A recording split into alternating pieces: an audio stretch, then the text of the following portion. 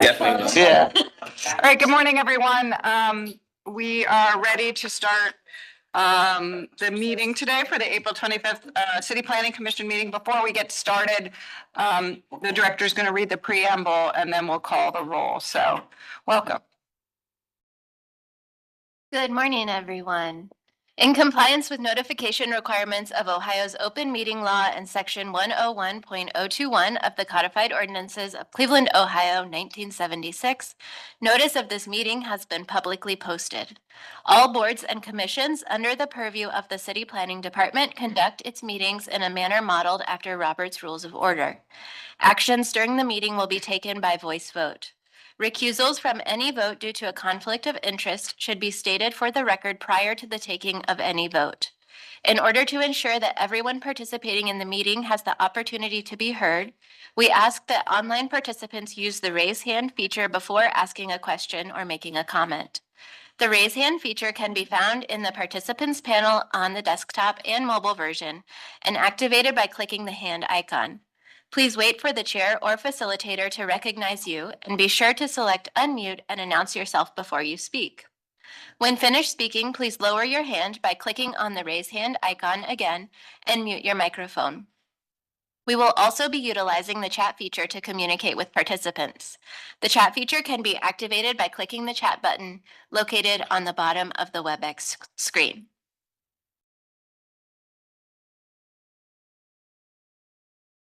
All meeting activity is being recorded via the WebEx platform. These proceedings are also being live streamed via YouTube. All requests to speak on a particular matter submitted through proper channels have been considered. We have also received emails from those who have provided written comment on a particular matter. Proper channels for comments are listed below. Communication with members of this body must follow proper channels for consideration. Any comments received by the Wednesday noon deadline are collected by city planning staff and disseminated to the commission members prior to any scheduled meeting. Proper channels for public comment include sending an email to the cityplanning@clevelandohio.gov address with a comment or a letter, calling and or leaving a message at 216-664-2210, sending a letter or dropping off comments at City Hall, 601 Lakeside Avenue, Suite 501, Cleveland, Ohio, 44114.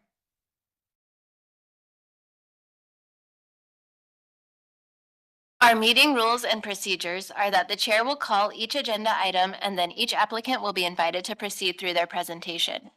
Each presentation should be completed prior to questions and comments from the commission in order to facilitate a smooth presentation. Once the presentation has concluded, the chair will ask planning staff to summarize design review advisory committee recommendations, if applicable, and any public comments received. Public comments received through the proper channels by the deadline are distributed to commission members prior to the meeting. Staff will also identify any members of the public present and scheduled to speak. Public comment is allowed at the discretion of the chair, and any individual providing public comment is permitted to 2 minutes to speak to the agenda item in which they have an interest. The chair will then request a recommendation from staff if applicable. The commission will then begin deliberations and project review. Any commission member except the chair may make a motion at any point after an agenda item has been called. Thank you, Callie. Call the roll. Anthony, Present. Luker, Curry, Present. McCray Scott, present, Sargent, Life. Present. We have a quorum. Thank you. First item on the agenda is the approval of the minutes from the April 4th meeting, which we'll pass them down if anybody needs them. We had them in advance, so we'll need a motion. Madam Chair, I make a motion that the approval from April 4th meeting be approved. Second. Motion and a second. Call the roll. Anthony, Yes. Luker, Curry, Yes. McCray Scott, yes, Sargent, Life. Yes. Motion carries. All right, first item is a lot split and consolidation at 1666 and 1670 or from 166 to 1670 West 69th Street. These are two permanent parcel numbers. And is there a representative, Marissa Harrison? Yes, good morning. Come on up and just press the button as you speak. So they can hear you online. Thank you. I think they have your slides probably. And how are the slides advanced? Do I just say? They will do it for you. advanced? Yeah, just say, move them. Thank you very much. Well, good morning. My name is Marissa Harrison. My husband Trey and I came to Ohio in 2020 for my husband's job at NASA Glenn Research Center. We bought our first home, 1666 West 69th Street in December of 2021, and we're seeking approval to purchase part of the lot from our neighbor next door, 1670 West 69th Street. Please advance. This is our home. Our home is the gray house on the right. Our neighbor's home, 1670, is the blue house on the left. I'm going to give some neighborhood context next. We live right behind Gallagher K-8 school, where the red balloon there, 1666 West 69th Street. You'll see Franklin Boulevard above the school and Bridge Avenue below. Gallagher is entering the last stages of the 2-year renovation project, so we're thrilled that that's happening. You'll see West 65th Street there on the other side, and then Detroit Road is about 4 blocks north of us. Next slide, please. So the lot that we're talking about is in the middle between our two homes. There used to be another home there, 1668. That was taken down and the land was given to, or put into the custody of the Cleveland Land Bank in 2019. Next slide, please. I'm going to show some historical pictures as well. This is a picture from June 2019 when our home was being renovated. Next picture, please. Yes, significant. This is a picture from August 2015 when our neighbor's home was being renovated. When I lived behind this. Really? Yes. Yeah. Got to look at that. Thank you for living in no longer a vacant, ugly house. We're glad to be there. We know the neighborhood has really undergone some significant changes over the last several years. This is a picture from September 2009, and you'll see that was the home that was on the 1668 lot that was torn down in 2019. And then, of course, that land was split soon after that.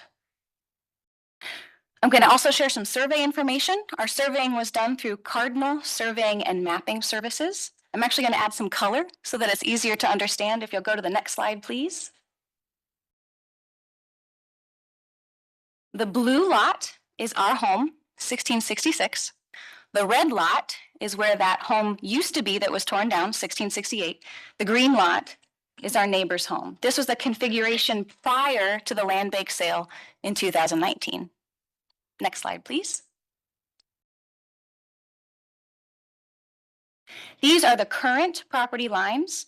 You'll see we are still blue. Our neighbor's lot is in green. This is after the land bank sale. Next slide, please. Some extra context. We have some backdoor stairs behind our home and also a 1-car driveway. There's a chain link fence directly behind our backdoor stairs. So the motivation for us wanting to buy part of our neighbor's lot next door is for some extra green space. Our current lot, the blue area, is 0.07 acres, which is about 3,049 square foot. So it's really, really tiny. Next slide, please. We are proposing, with the support and consent of our neighbors at 1670, to purchase part of their lot, but it will be smaller than the original red lot piece because we want to adhere to current setbacks and rules and regulations about that. So our neighbors will retain green space behind their home, that's the yellow circle, and that property line that's 5 foot on the north side of that building, that line's been pushed a little bit further north to accommodate those setback rules. So if you'll go to the next slide, we can compare to the previous slide. The red lot used to look like this. You'll see the line is closer to their house. And then if you advance again to the next slide, that line is pushed back further north so that we adhere to those 5 foot setbacks.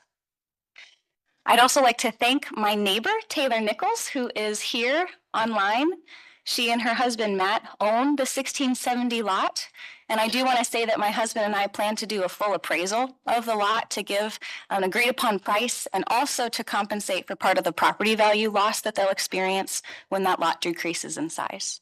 Happy to answer any questions. Next slide, please. That's our contact information. Thank you for your time today. What do you plan to do with the lot? Right now, we plan to put a swing set on it. We're expecting a baby in October.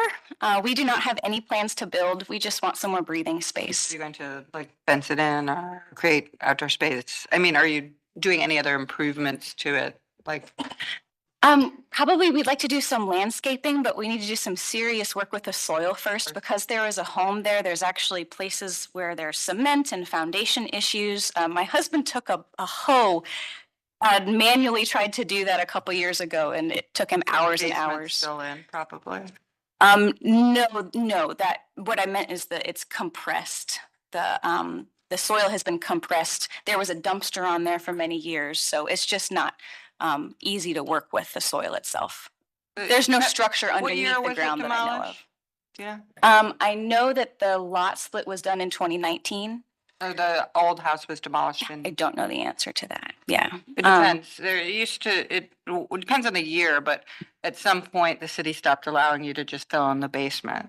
But it depends what year that happened. Gotcha. Anything before that year, likely the basement just got filled in. There is a Google photo before September 2009 where the home was still there. It just wasn't as good of a photo as a September 2009 photo. I think that photo was from 11 or 12, but we could check on Google to affirm that. So, thank you.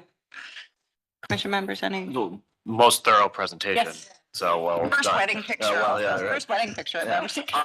So I like I said, I used to live right there with how the street curves. I mean, it's I think a buildable lot technically, but with how the street curves and her home is oriented more at an angle, it's pretty tight quarters. So I think it's a very reasonable side yard expansion in the neighborhood where we might be a little apprehensive to do that. So I'll move approval. A second. Motion and a second, call the roll. Anthony, Yes. Fluker, Curry, Yes. McCray Scott. Yes. Sergeant, Slight. Yes. Motion carries. And thank you for both of you for the collaboration. Thank you, Taylor, and thanks for coming and investing in the city. So, thank you. All right, the next item is design review. And this is the set, let me just make sure I'm on the right page. Sorry, I'm not.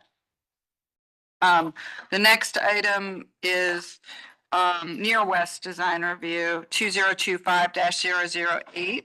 This is at Vega Avenue Studio Lofts at 2700 Vega Avenue. Do you both swear to tell the truth, the whole truth, and nothing but the truth as you shall answer to the penalty of perjury? Okay, welcome. And this is for final approval? Yes, sir. For the applicants, please tap that red Oh, square. yeah. Speak so that we can catch your audio.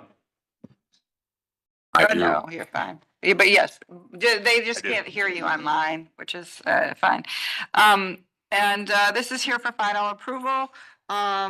It was recommended at local for final approval as well. So go ahead. All right, good morning, Good morning, my name is Denver Broker, Principal with Vocon, the architect for this project. With me here today, I have Ben Beckman, representing the developer, Vega Zone Assembly LLC. Ben is also the owner and developer for the adjacent BVQ Lofts project. So he's been in this neighborhood for a long time. We'll start with the site here. So the red square, it's a right on Vega Avenue at the entrance ramp for westbound I-90. And in a neighborhood where there have been a lot of development interest. I think Ben was probably the first when he bought the BVQ Lofts and completed an adaptive reuse there into 69 new apartments. Next slide, please. This is a little closer in terms of establishing the context. As you can see, the site is immediately across the entrance ramp. Unusual block in that to the far east on West 25th Street, you have some commercial buildings. BVQ Lofts to the north occupies most of this block. And then we have 4 remaining single-family homes on Vega Avenue, scattered with a number of undeveloped lots, including this one. Immediately to the west, you have a nearly intact single-family neighborhood with very similar homes with gable roofs and such. Next slide, please. So here we can see the context, lower right. This is West 25th Street looking southwest. These are the commercial buildings there, and Vega Avenue is to the immediate left of the left building. Upper right entrance to Vega Avenue off of West 25th Street looking west. And then west of the site, upper left, and immediately west of the site, looking west, lower left. Next slide, please. This is the more immediate context. The upper left is a single-family home immediately west of this property. To the north, we have BBQ Lofts, which was very interesting building. It was built over 4 decades, multiple additions. That's why you see the varying roof forms that go along it. Upper right, this is the neighbor to the east, immediately east of a driveway that accesses parking for the BBQ Lofts. Lower right, this is the view to the south of the entrance ramp in I-90. Next slide, please. This property is zoned limited retail business along with BBQ Lofts to the north and the single family home immediately to the west are all under that zoning district.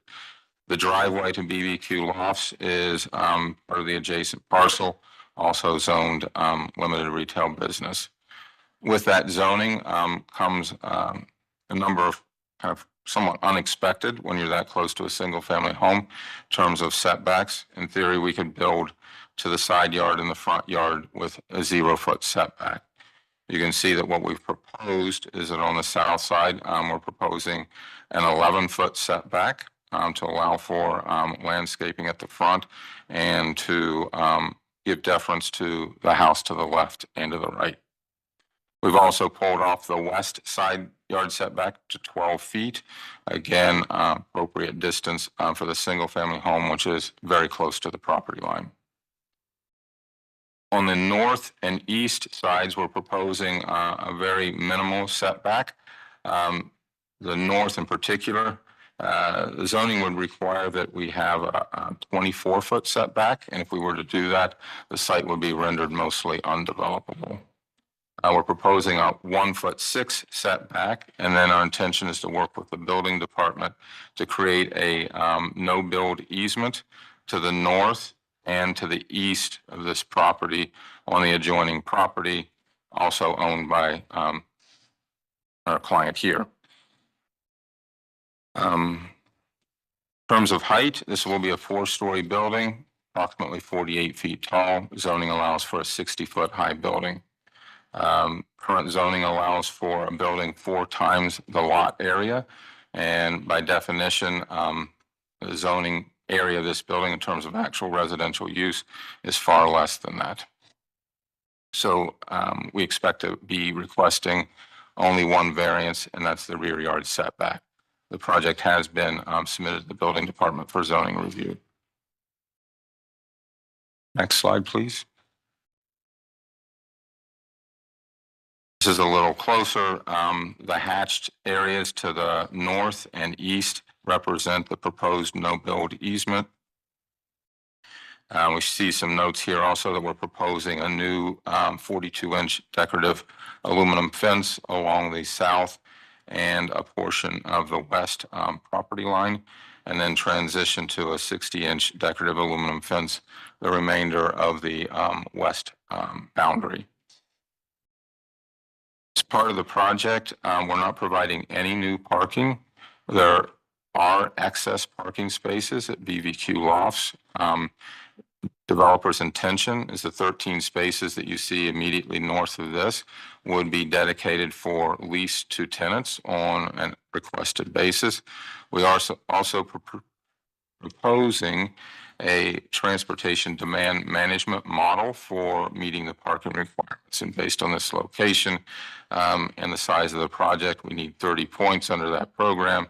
And the zoning sheet that was before this outlines our planned approach to achieve those points. Next slide, please. This is the first floor of the building.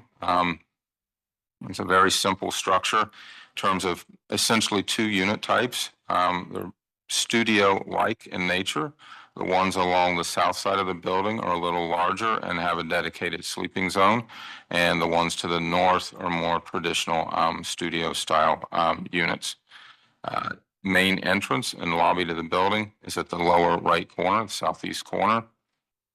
We're also servicing the building off of the existing driveway to BBQ Lofts. So the trash is at the upper right, and move in, move out is also immediately next to trash. So off-street loading via an existing improvement on the neighboring property. Upper left, building services in terms of electric room, geothermal room. We'll point that out. We're also pursuing geothermal for this project. You can see the green represents the proposed landscape setbacks on the south and west sides.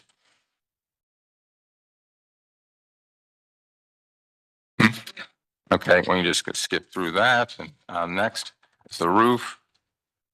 And then next. This is the current condition with we're on the east side of the property looking west. To the left, you see the entrance ramp to the highway, and there to the right, just past the fire hydrant, is the entrance to the parking area at BBQ Lofts. Next slide. This is the proposed building. 4 stories, very simple in nature. As we look to the design of this, the scale of it is such that we looked historically at industrial buildings that tend to be very simple, rectangular, with a rhythmic arrangement of punched windows, and taking those cues and then looking at a different material. Here, what we're proposing to use is a wood siding in 2 tones, a darker at the base and a warmer, richer at the top. Windows are large, actually very large for units this size. Again, kind of harking back to a more industrial approach where it was common to have very large windows. And in this case, we'll make very small units seem a lot bigger. You see the setback, and the intention is to have a fairly robust landscaping plan, no grass. This will all be ground cover, bushes, and some trees, 3 of which there to the west will be uplit, which will be the only architectural lighting for the project. Main entrance represented with more glass there at the corner, and the intention ultimately to have a mural or some kind of art that at night when it's lit up, you actually see it from the street, bring some life to the street in that way. Next slide, please.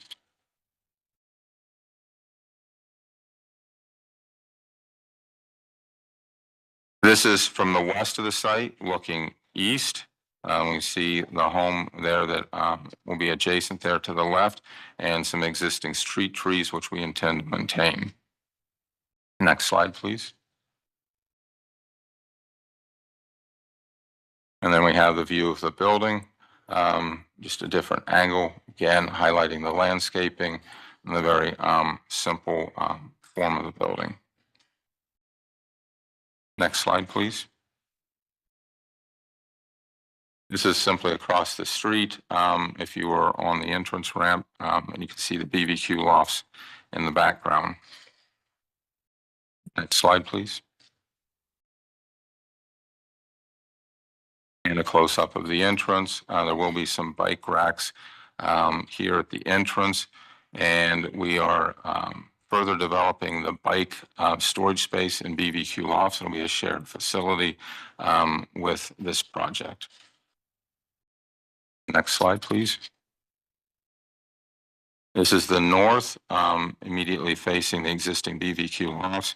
You'll see in the foreground and along the base of the building, the owner currently has wildflowers planted there, and the intention is to bring that back after the construction is completed.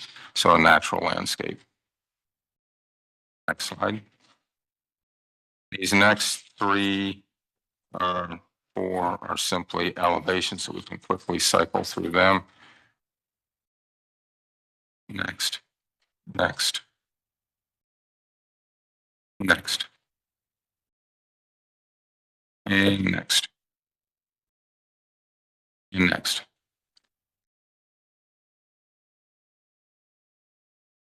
Here's the proposed material palette. Throughout the process, we've been considering two potential exterior materials, leaning very heavily towards the thermally modified wood as our preferred choice. And I think final choice, as I look to the developer, we had also looked at an alternate in terms of a metal siding with a wood look, but the ones to the left are what we're proposing and represented by the colors that you see in the renderings. Canopy materials, basically all the trim on the building being black. We are using black fiberglass windows, and trim boards throughout are black as well. Next slide, please. Landscape plan detailing the intention on the landscape buffers we've provided, the bike rack, and then the fence proposal is the same manufacturer and style as the fence that currently surrounds the BVQ Lofts parking lot. And the next slide. Very simple lighting plan. There are two existing light poles in the parking lot that will be retained. We're putting a little landscape lighting on three of the trees in the front. The canopy will have down lighting, and there'll be area lights at each of the exits on the north and the east side of the building. And then the final slide next. This shows what it might look like in the evening with the app lighting in the trees and residents in their apartments. Happy to answer any questions, clarify any points, go back to any of the slides, just as needed. Thank you. Commission members, first of all, beautiful project, really. So congratulations. I mean, really, really, for me, simple, but beautiful, modern, thoughtful. So thank you. Thank you. Any questions? This is here for final, and I don't see any comments from local, so you've got approval there. And I think we also have seen this before. You came a while ago, right? We did. No, this is actually the first time you've seen this, and we submitted it. Conceptual or when, yeah, we actually, I'm pretty sure we did actually. No? Yes, and would you like to come on up? Grab the mic. Good morning, Commission. How are you guys today? Good. On this Friday.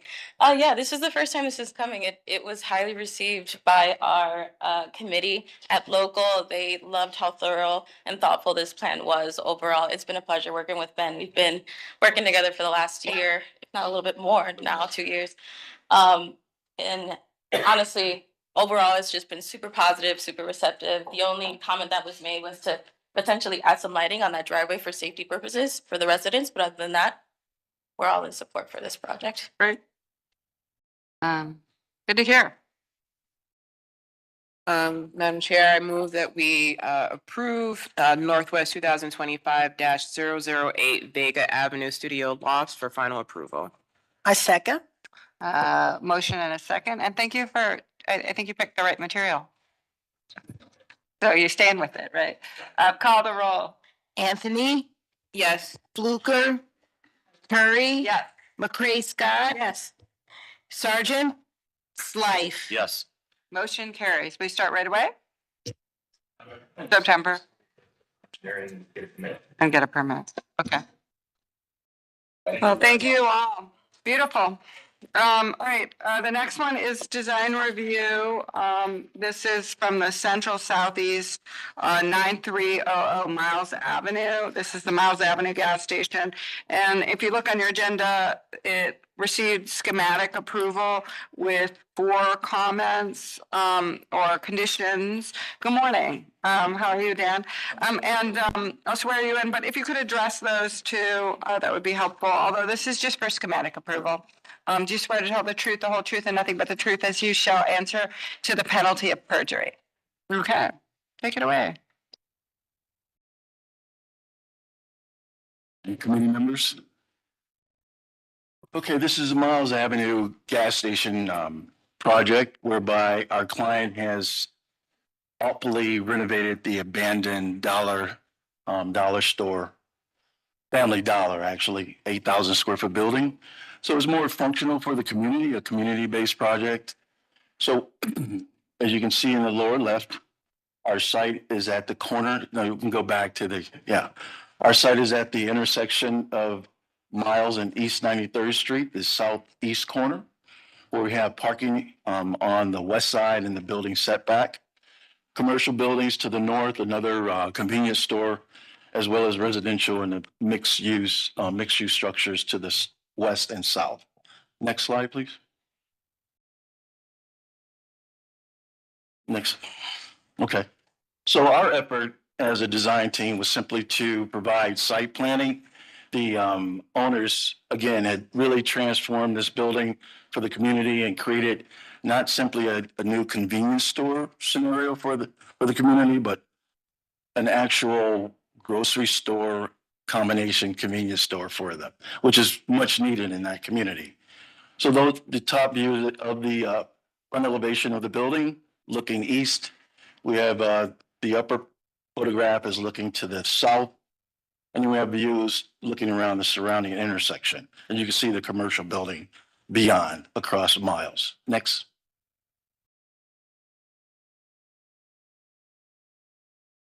So again, you can see the existing conditions of the site. We have 2 entry points from the north and from the west that we're maintaining. We have approximately 33 parking spaces and a hodgepodge of planting existing trees and utility equipment in the landscape buffer. There's also an existing dumpster enclosure in front of the building that we're looking to relocate. Next, please. So in our efforts to create a more robust landscape treatment, we added substantial shrubbery as well as additional trees along the landscape strip to the north as well as to the west. We actually also included a community seating area in the southwest corner, providing secured seating and planters with landscape material in them. We're including bike racks to the south of the alignment of the parking spaces in front of the building. We've also decided to increase the concrete sidewalk to extend to Miles Avenue, allowing for proper circulation onto the site and into the structure, and a walkway from the community seating area to the southwest to the building itself to create a more safe access to the building. Obviously, we removed significant parking spaces. We're down to 16, 15. And that's something that the local development corporation was satisfied with, given the location of the property and the efforts to enhance walkability to the store, which is primarily the constituents and the patrons of this particular store. We also moved the dumpster enclosure to the north and tucked it behind the building a bit, and we'll provide additional landscaping around that actual functional piece of equipment. You can see below we have our planter selection, as well as our paver selection as well, which was well received by the local design review committee. Next.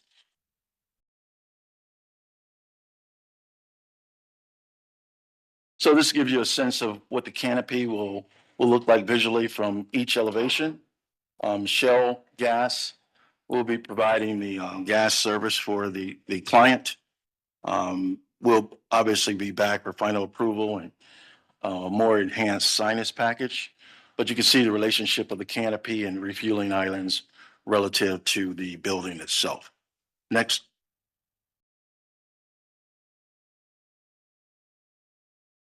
Next, these are just landscaping details that were important for our approvals.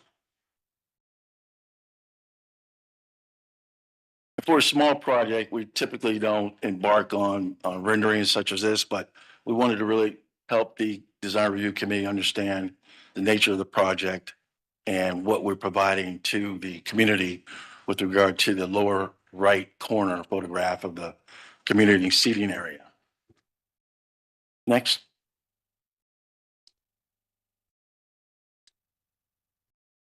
Again, just additional views of the refueling items relative to the building and the actual color scheme, the preliminary color scheme for the Shell station and the canopy. So that concludes the presentation. I'll entertain any questions, comments, concerns. And the comments that were brought forth by the local design review committee were addressed in terms of the walkway from the west to the building, as well as extending the concrete sidewalk directly in front of the building to the north. You want to say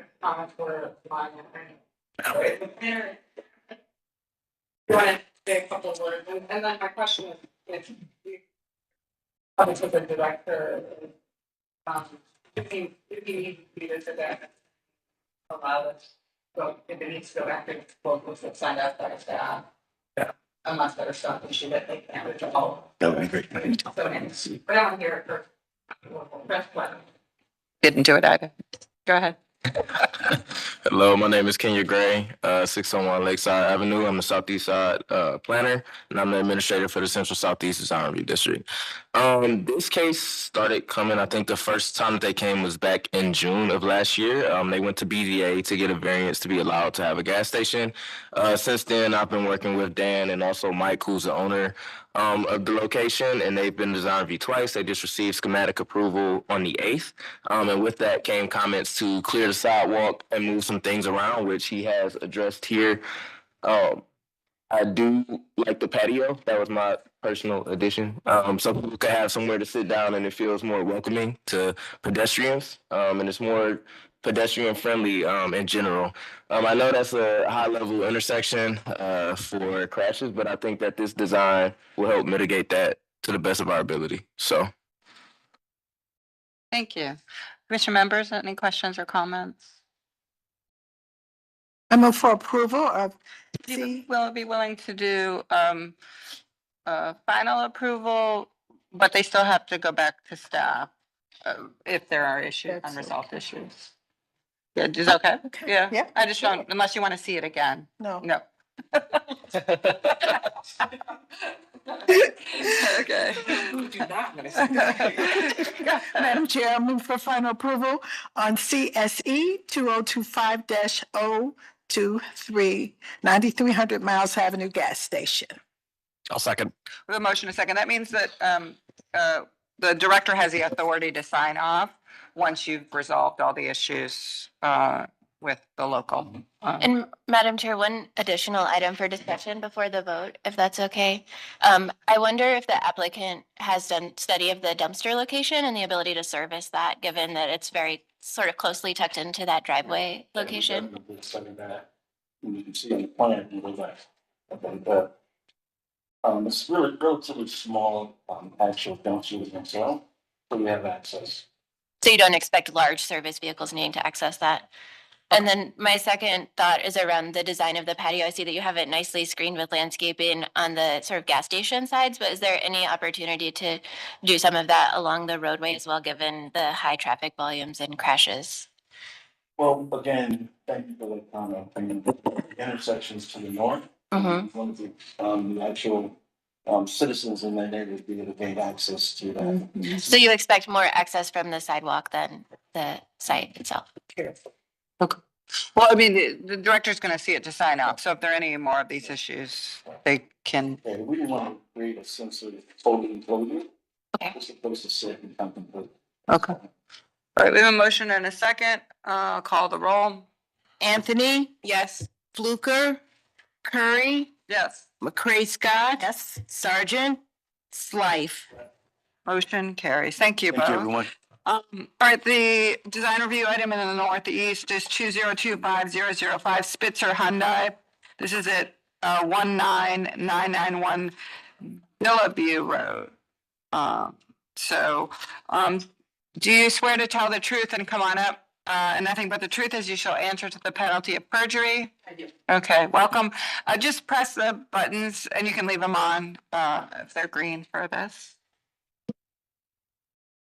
Wait, this was given final approval with a very small condition to have a plan for watering the trees so they live for the first couple of years, which should be a condition for every project in America, but in general, but go ahead, I'm just That's checking. okay. So my name. So my name's Kathy Schuster, and I'm the Director of Real Estate and Development for Spitzer. And we purchased this dealership from the Case family 4 years ago, along with the Honda dealership across the street. We've been in conversations with Hyundai for a while about re-imaging the dealership. I don't know if you've been there, but you have to walk upstairs to get to the showroom. And it's rather dated. So we are here to present a plan that includes tearing down the old showroom, rebuilding a new one on ground level, more customer friendly and re-imaged with Hyundai's look. And this is our architect, Dan Barney, and I'll let you go through the presentation. Thank you. Great. Thank you. Good morning. Yeah, happy to go through this presentation here it's the same presentation that we made the Northeast Design Review. But here's some contextual photos of the existing facility. It's the corner of 200th and Villaview, mostly surrounded by streets. And there's ball fields to the west of us and some residential to the north. Which, by the way, if the city's ever interested in selling that, we would be a buyer. So next slide, please.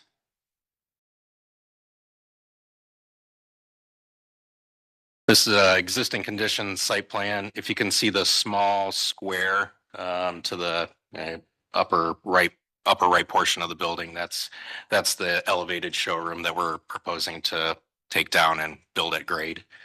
Next slide.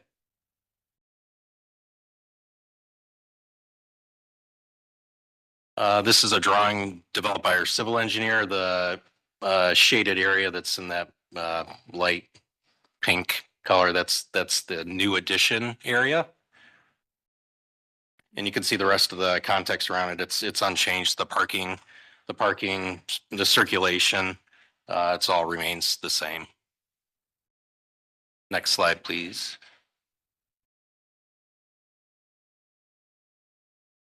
Architectural site plan, the dashed square, that's the existing outline of the building. And then the perimeter line going around it, that shows the boundary of the new showroom addition. Next slide, please.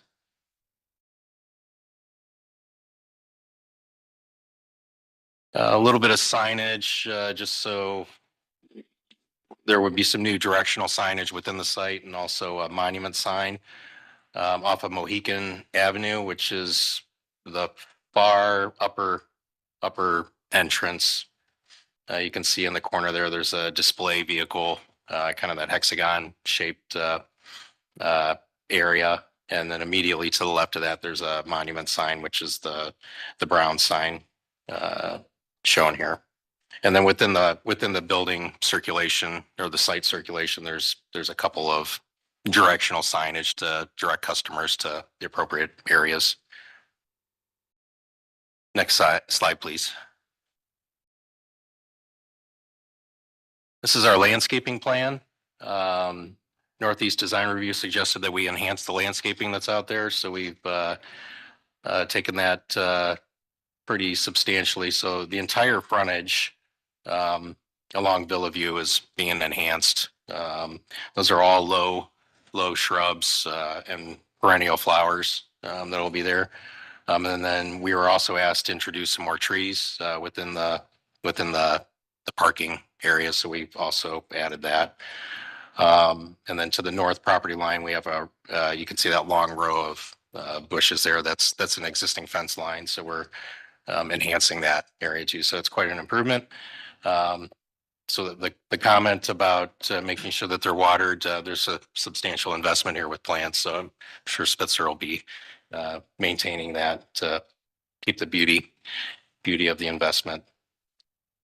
Next slide. Just an overall floor plan.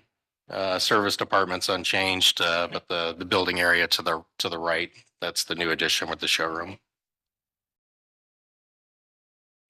Next slide, please. Some exterior elevations of the building. These are all standard color palette from the brand Hyundai. Showroom has metal, pre-finished metal panels, which you've seen on most of these dealerships. They're very durable, good looking. Lots of glass on the showroom. I have another example in the further slides that shows an actual building. That'll show you in greater detail what these buildings will look like. Next slide, please. It's a general rendering that shows the metal panels that I'll call it the squiggly lines. That's called shaped sky. So it's actually a 2-layer aluminum composite material that's pre-finished bronze. The dark lines that you see, it's a black, so you'll actually see a shadow line. So there's about a 1-inch reveal between those joint lines. And then the showroom itself, it's all frameless glass to enhance the visibility into the showroom.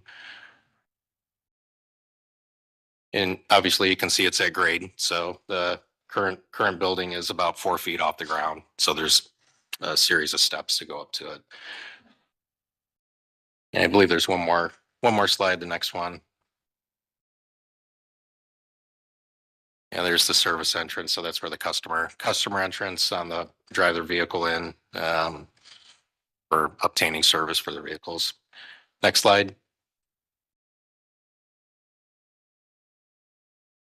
This is an example of a built dealership. So this is the materials that we'd be using on this project. And next slide. Here's the materials palette. You circle the ones that are on the outside. The other ones are what's inside the dealership. And I believe there's 1 or 2 more slides after this that just shows more of the materials. Yeah, those gray columns, those are within the showroom. You can see them from the outside. Next slide. And the glass. And I believe that concludes. Yeah. Thank you. Thank you. I'll just say, I think design-wise, it's fine. I also think, to the best of my knowledge, this is the only kind of real car dealership left in Cleveland. We have a lot of used car lots, but there was a Ganley and Camp's Corners that consolidated in.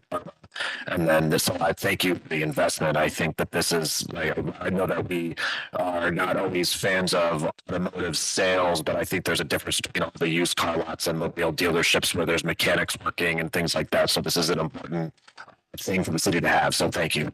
I was going to say the same thing. I'm so glad in them to pick a site like this and completely rebuild it from the ground up. It's so, thank you. It's really good for the city, and especially as I think there's such a consolidation. So thank you. I actually really like the design. So thank you. I move for approval of any 2025-005 Spitzer Hyundai Cleveland. I'll second. We have a motion and a second. Call the roll. Anthony, Yes. Fluker, Curry, Yes. McCray Scott. Yes. Sergeant, Slife. Motion carries. Good luck. Thank you. Can't wait to see it. Let's hold on one second. I believe the councilman's going to the restroom. It looks as such. So the next item, we have 4 public art presentations. 5. Are they all yours? Do I have any, does the foundation have any funding in this? We don't. We don't. Just checking. I don't think so. So come on up. Well, the only one that was 6,500 Huff. I don't think so, do we? We don't. All right, so let's start with 6500 Huff. This is a temporary art installation. Ron Shelton is the artist. And do you both swear to tell the truth, the whole truth, and nothing but the truth, as you shall answer to the penalty of perjury? Yeah.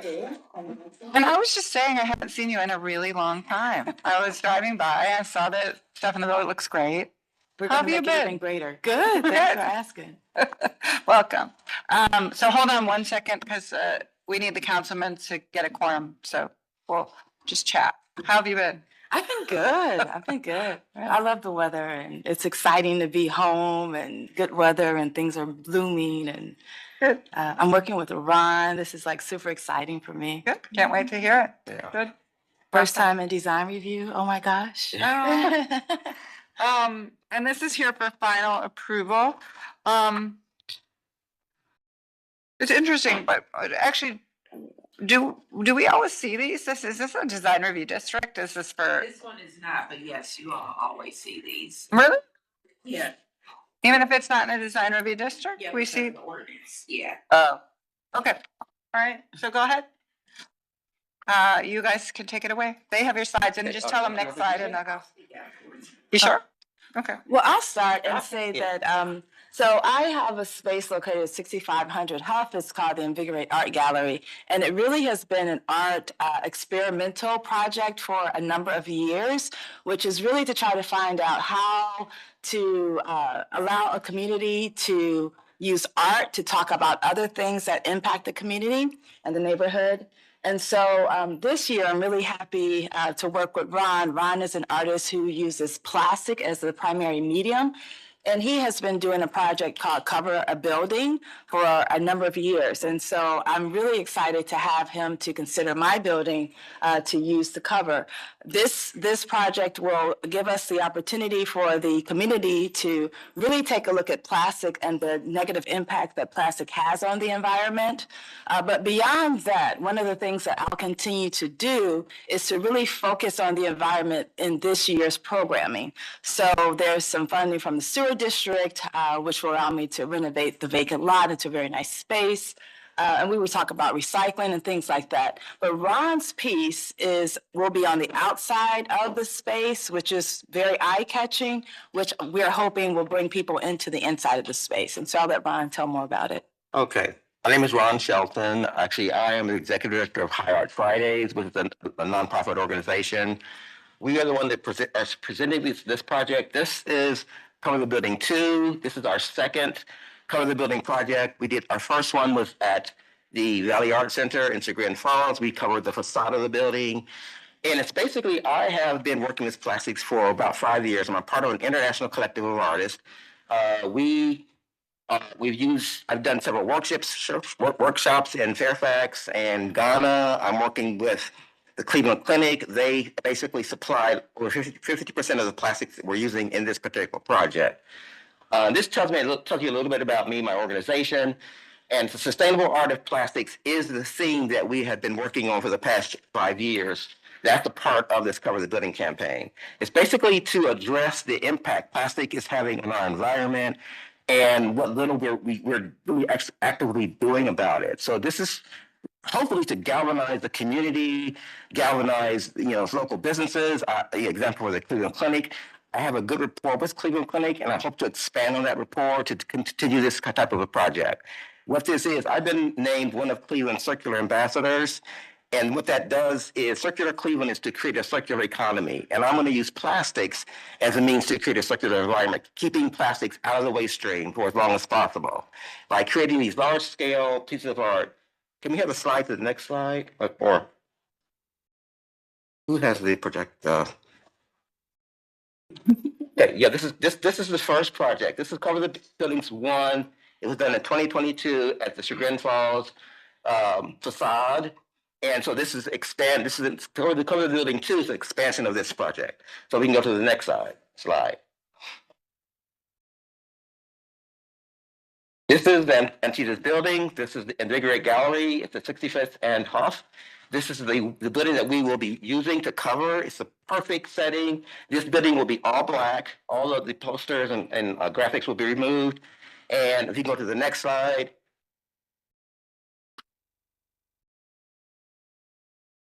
This is the front of the building. And the other side was the side of the building. Next slide.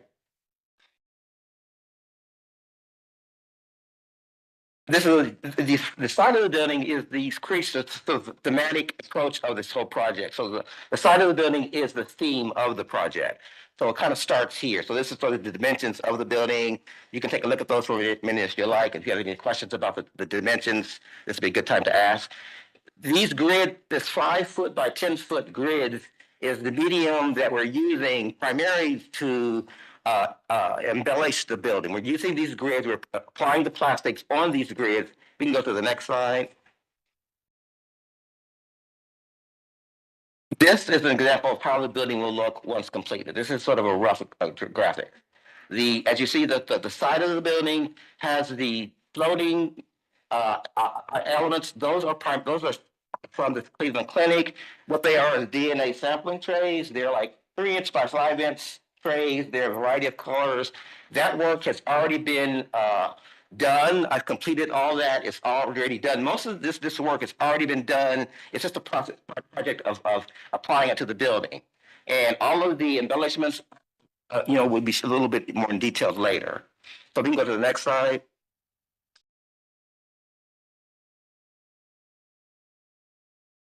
This is actually me working on the side of the building. This is how that swoosh is going to look. Those are the grids, those 5-foot by 11-foot grids. The plastic DNA trays are attached. They're already attached to the grid, and that's going to be applied to the building. And there's an example of the anchoring system that we're using. I'm working with Eli Gassell. He is a established arts handler in Cleveland. He's worked with the Cleveland Museum of Art and some other art organizations in Cleveland. He helped me to install the first Cover the Building project in Chagrin Falls. So next slide. This is an example of one of the grids. This is 5-foot by 10-foot steel 10-gauge grid system. This is the main grid portions that we're using to embellish the building with. We have smaller grid systems too, but this is the larger and the higher gauge. So this is the heavier gauge grid system. So we have some lower gauge grid systems too that we'll also be using, that I'll be showing that with you in the slide later. Okay, next slide. And this explains the grid anchoring system. These are the 3/8 insulated 10 by 10 millimeter clamps to anchor the grid to the surface. Next slide. I'm using the Capcom masonry anchoring screws, 3 1/4 inch. These will attach to the devices so that we can add them to the anchors to the grid system. And these are some display elements. You can see some of the more detailed examples of the work as it's going to be, going onto the building. Next slide. This is property context of the house.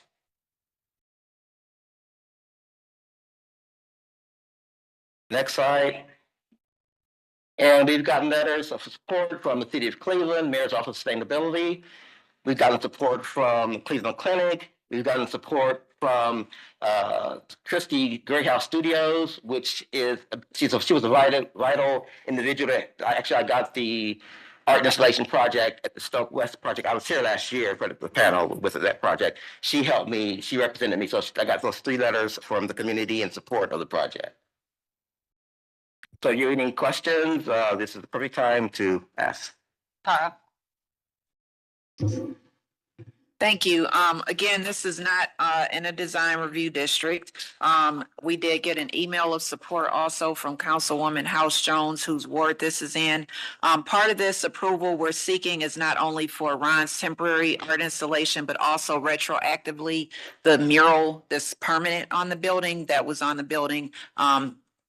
Antonesia was not aware of the process at the time, so I would just like to include both in this approval package. And like, Ron said with the letters of support, I just wanted to read a small excerpt from each letter from Christy Gray of Gray House Studios. She said, Ron has a unique voice in the sustainable art of plastics, and this project highlights the waste stream from the Cleveland Clinic. His application is beautiful and raises a conversation about the environmental impact of plastics in a new way. This art piece has the potential to benefit the community and start conversations about climate change and personal and institutional responsibilities. From Kathy Land, the sustainability manager for the city of Cleveland. She said that she's worked with Ron closely for several years on this art project using plastic as a medium. And she said that the work highlights, his works of art made using plastics convey a message about the threat of plastics to environmental and human health, aligns well with the goals of the Circular Cleveland to transition to a circular economy.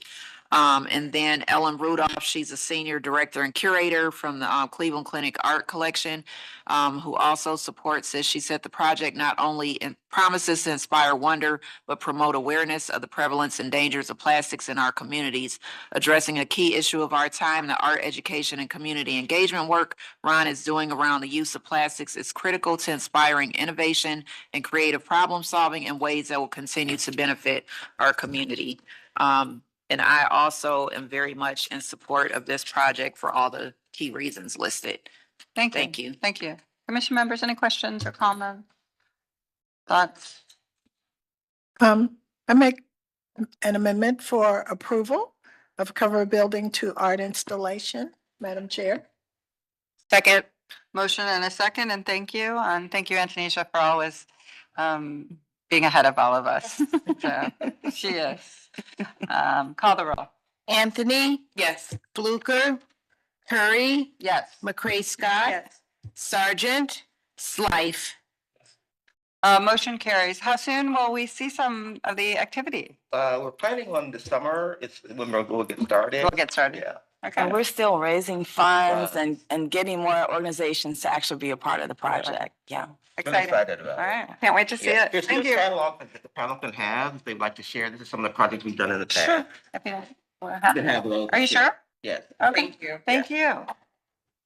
We'll pass these down. All right, the next item is, and Tara, you want to just stay up here for all these? 2025-04 Moto Imagine West Park Mural. This is at 16211 Lorraine Avenue. Are you Joe? I am. Do you swear to tell the truth, the whole truth, and nothing but the truth, as you shall answer to the penalty of perjury? And then pull that over by you, and it's on, so you're good. This got final approval on 4/16. The only comment was that the wall should be cleaned, and a little bit about the color tones, which, since it's final, just address all those, and we'll go from there. Sure. So yes, my name is Joe Dill. I'm Deputy Director for West Park CAM's Neighborhood Development. Here presenting a mural at 16211 Lorraine Avenue. Just to give a little bit of program background, this is our organization's first public art initiative. This will be the second mural that we're doing throughout the neighborhood. We did our first one last October. We got funding for this through the CDC leadership program, which gave us dollars to do these 2 murals, 10 utility box wraps, and then last summer we did a 10-week youth arts program at Riverside Park Homes. And one of those students will be apprenticing with this artist on this piece. You can go to the next slide. So the site, it's 16211 Lorraine Avenue. It is the western facade of a 1-story building that is owned and operated by Cleveland Moto, which is like a scooter and motorcycle shop. The wall is roughly 66 feet by 13 feet. And this is a little bit under a half a mile right outside of the heart of Cam's Corners at Rocky River and Lorraine. You can go to the next slide. So these are just some contextual photos. While we're looking at the front, I'll just call out the black and gold awnings. Those were some colors that the artist picked up in her piece. So you can just kind of click through these, but that's the facade facing Lorraine Avenue to the north. This is the wall where the piece will actually be. This is the western facade. You can go to the next one. This is just a little bit further out. So there is a pretty deep lawn that this wall looks onto. It's neighbors to the Lorraine Homes CMHA apartment building. You can go next.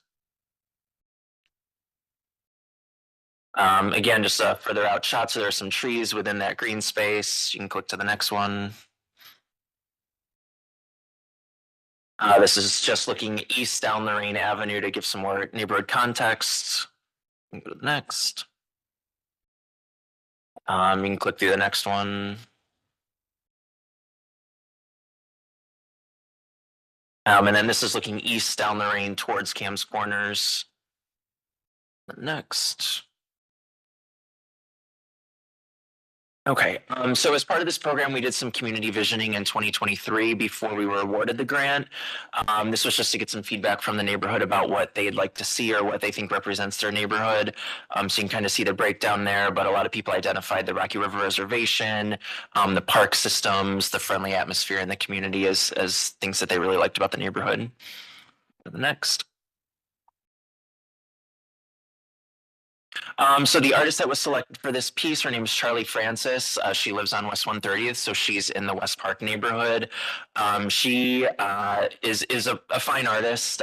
She does a lot of Baroque-inspired pieces and mixes geometry in with that, which you'll see a lot of this piece. She's worked throughout the state of Ohio, but also the New England region of the United States and up in Canada. Go to the next slide.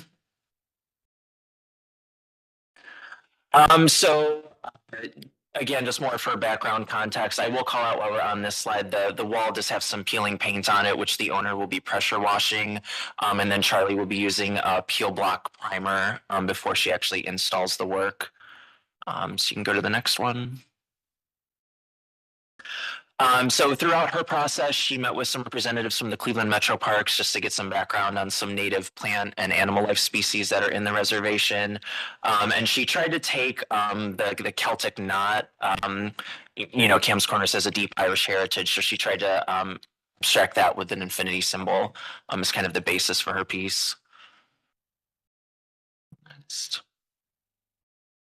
So these are just some color palette examples and kind of what she was going for.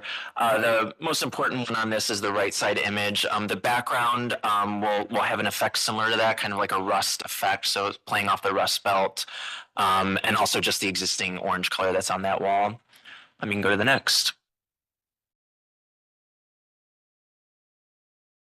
And so this is just a rough sketch. She kind of breaks down all the elements that she brought in. So again, it's a lot of the native plant and animal life species that are that inhabit the Rocky River Reservation. So fish, deer, various plant life. So you can go to the next.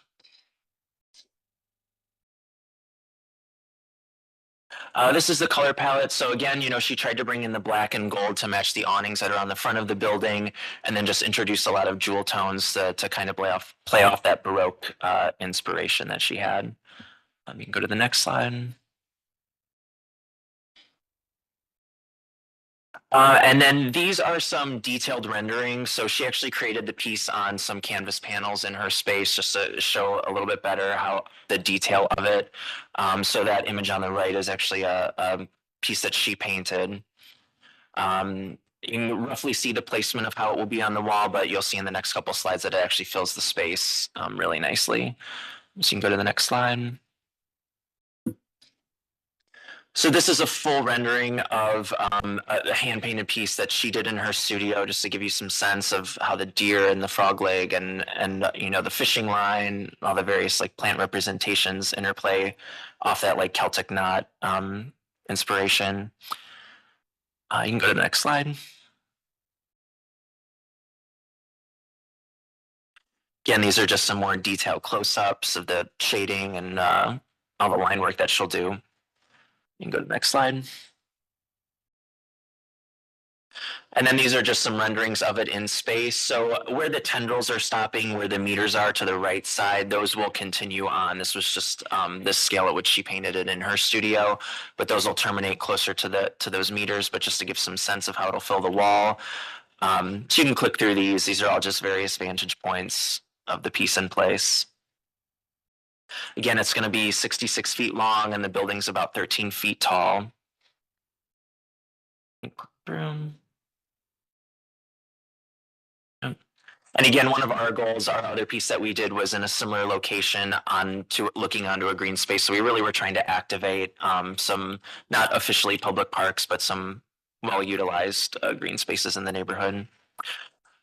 You can click to the next one. So just to give some background on how it'll be applied, it will be painted directly on the surface. As I mentioned, it'll be pressure washed to get all the flaking paint off. Peel block primer will go down, and then she'll be painting it using the Nova acrylic paints.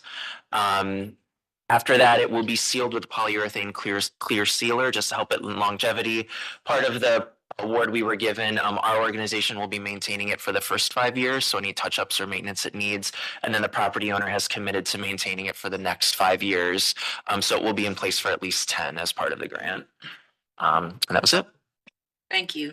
And full clarity on the funding that Joe mentioned for the CDC is actually coming from the Mandel Foundation. So if anyone needs to recuse themselves, it was approved at Far West Design Review with the conditions you stated, and they did mention re-examining the color tones to ensure the art stands out. I personally appreciate that this is Baroque style because that's not something we see a lot of. I don't even think as of yet we have any Baroque style or coloration murals in the city. So I think this will be very good. We've got a couple coming. This is one of them. Also appreciate her nod to the neighborhood history with the Celtic knot and the Rust Belt background application with Cleveland as a Rust Belt city, as well as the wildlife native to our area. I am in support of this as well. Charlie is a talented artist. She's also serving as a public art committee committee member. So just wanted to be transparent about that as well. And Thank you. those are my comments. Okay, commission members? Comments. I move for approval of FW 2025-04 Cleveland Moto Imagine West Park Mural. I'll second. This isn't in your ward. It is, yes. So how does a resident feel? We are compliments again, kind of repeating what was said about the art, but just at a more generalized level. It's a real public art in the neighborhood, so I'm appreciative that we are. This is, like you said, the second mural. There's a lot, we've been looking at a lot of public art projects, but they haven't been the entire city, so I'm glad we're seeing more. So we have a motion and a second. I'll make one comment. I do like the back tone. We don't see a lot of murals that don't come with a super solid background. And I actually think it's, if executed well, kind of has more of a kind of integrated approach to a mural than we normally see. So I'm excited to come out and see how it is in execution, if it works, if it does what it's supposed to do. So call the roll. Anthony, Yes. Fluker, Curry, Yes. McCray Scott, Yes. Sergeant, Slife. Yes. Motion carries. All right, good luck. Thank you. Thank you so much. The next item is 2025010 in part 216 murals. These are multiple addresses in Mount Pleasant, Ward 2 and 4. And hi, Robin. Do you swear to tell the truth, the whole truth, both of you, as you shall answer to the penalty of perjury? Yes, I do. Okay. And this is for conceptual approval. But as we see it, we may or may not need to see this to come back, but we'll see. Well, this is just for the locations. Right. So they have Right. to bring the artwork back. So Right. you all see what's going on the walls. But we can see, we may be able to trust you unless there's something you want to bring back to us, even on the, if we'll see. Very good. We'll see. Thank you. We're trying to streamline things around here. That's fine with me. I appreciate it. Staff is so amazing. So they kind of know us. We are part of the Transformative Art Fund that the city initiated earlier this year or later last year. This is a 13-month project. We are in part 216. And this a little background about us. Actually, we are doing 6 murals in the Mount Pleasant area, concentrating on the intersection of East 104th, where Kinsman and Union meet at that point. Mount Pleasant in that area is a mural desert or art desert. And we're just trying to revitalize that area and bring some beauty, color, and life into that project. I have 12 muralists altogether. So there are 6 master muralists, which are muralists that have already done murals in Cleveland. Everybody's local. And there are 6 artists who have never done murals. So it's a training process as well as we're transforming not only the community, but also the careers of these 12 artists. So we're starting with the library. The library is actually the unofficial 7th mural site because we're doing the windows in a vinyl. That the same type of vinyl that's used on buses, so you can see out, so it doesn't restrict the lighting for the library, but you will see the colorful murals in the windows as you look into the library. It's okay if you need to skip. Yes, let's move. If it's like buffer. I'm sorry. Yeah, don't worry about this. Yeah, this is This is just a walkthrough to give you an idea of what it would be like as a pedestrian to explore the locations. Yeah. Buffering, So that's just a walkthrough that you're watching right now. So you can go beyond that. You can move on. So this is just to give you a general idea of what that area is. We're doing clustered murals. So the 6 murals are together in that area. So you can keep moving. Okay, thank you. Thank you. All right. This actually is an overview of where the murals are going to be, and you can see how they're clustered together to focus mainly on that area. Now we're working very tight with the CDC, which is New Point in that area, the library, as well as Third Space Action Lab, which is working on a strategic plan with the CDC. So our project is just a spark to start their revitalization of the New Point, of the Mount Pleasant area. Next slide. And this is just to show also, as I said, the connections between the buildings. Next slide.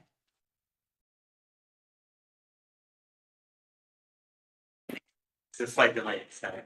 Okay, these are samples of the concepts that we're working with. That just gives you, and the theme basically for our project is, as I mentioned before, revitalization, migration, transformation, and just a rejuvenation of the community. So this is a slide that shows looking down from East 140th and Kinsman at that point. These are the 3 buildings that you're going to see as you're going, I guess this is west.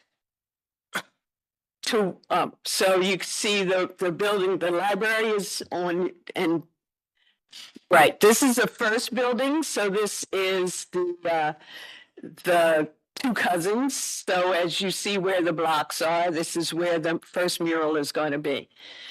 And we have the two artists, and the next slide is going to show who the artists are involved in this building. So on your left is the master artist, or the artist that's a teaching artist, and then on your right is the artist who is support artist. And as I mentioned, this is a learning cohort. So all the artists are learning different mural making techniques from each other and from me as the lead artist. This building is actually the main building on Kinsman. We're doing both sides of that building. The building is in renovation. It's going to be a construction and what? Building initiative. Building. School. It's going to be a trade school, construction trade school, so higher education. And each artist is in communication with the building owners. So that building owner specifically wanted some kind of construction representation in his piece or pieces. This side is a brick face and the other side is a vinyl face, vinyl siding. So, each one of the artists has their own challenges with the buildings. We are in communication with a contractor. We've hired a contractor to go through each of the buildings to renovate, tuck point, whatever needs to be done. They're also going to be, and you can next. There's also going to be power washing and a primer applied with their base color before they actually start painting the murals. Next.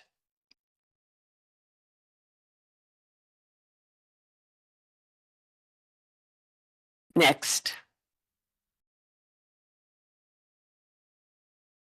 This is the second building on the Union side. It's right next door to the beauty supply.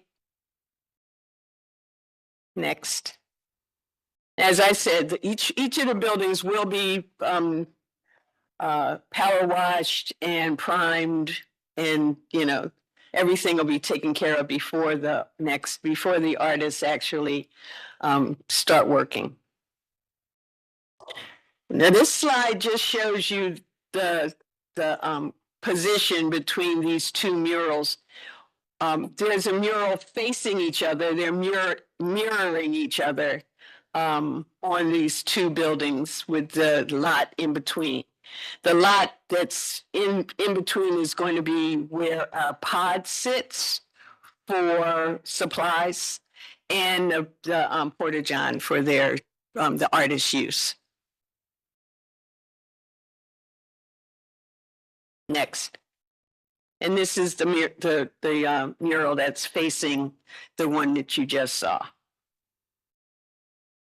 Next. Next. And that's the team that'll be working on that mural. Next. This mural is the only front-facing mural. Everything else is you'll be able to see as you approach both sides, both directions, east and west. You'll be able to see these murals. But this mural is on Union. You can see it from across the gas station. So you'll be able to see this from both Union and Kinsman. Next. And that's the team. Next. And this is just a street shot looking eastward. So you can see the wall that we just saw in conjunction to the gas station, which is that red banner, the red top of the gas station. And the intersection of Union and Kinsman, as I mentioned, is a point. You can see, you'll be able to see everything from both sides. Next. And then thank you. Thank you. I really appreciate this, and I love the concentration, like the idea of like I know that was part of the point of the transformative art fund, but in this intersection, it's going to make an enormous moment and difference. Yeah, So we're working with the community. We have surveys, different community meetings at the library. Oh, great. So commission members, also, I would be okay if you are trusting Tara with the artwork and then only coming back if you have a recommendation, if you would like us to. But if with the caliber of artists selected and the sites being right, I think we can allow that to come to staff if you're okay with it, unless you want to see them. I mean, I do I want thought you guys might want to see We it. do want to see And, them. and the community might want to see what's going on, but if you Yeah. want me to just. do it Well, we'll go to straight. local, won't it? Yeah. Yes. Yeah, so, I mean, local will have to see it. I mean that Yeah, you have to come down here, but it should still go to local and then you, unless there are any issues, but. I want to commend Robin and her team because this project, I'm very proud that we have 2 TAF projects coming before you for approval today. This is one of them, and Robin and her team are doing exactly what was the objective was for these arts funds, and that's to empower artists. The fact that she's had teaching elements, it's empowering artists. The teaching components, is adding value to the upcoming development in the neighborhood by the CDC and the city, along with Third Space. So I just think this is exactly the type of transformation that we wanted to see, not only for neighborhoods, but also for artists. Exceptional. Madam Chair, I just have a quick question. Congratulations to the team. Thank you. Wondering, post the installation, how do you envision community engagement, or do you have plans around community engagement? Okay. I did want to also mention that the murals will be sealed and therefore be protected. We are having a celebration with the community, August the 16th. So that's a hard date. That is our aim, our goal. And we're planning to block off, if possible, Union from East 138th to East 140th and just have a large block party for the community. Thank you for that. Oh, sorry, just to add to that, we will also be having QR codes on the murals that will link to more information about the project, the artists, the intention, documentation of the process, all that stuff.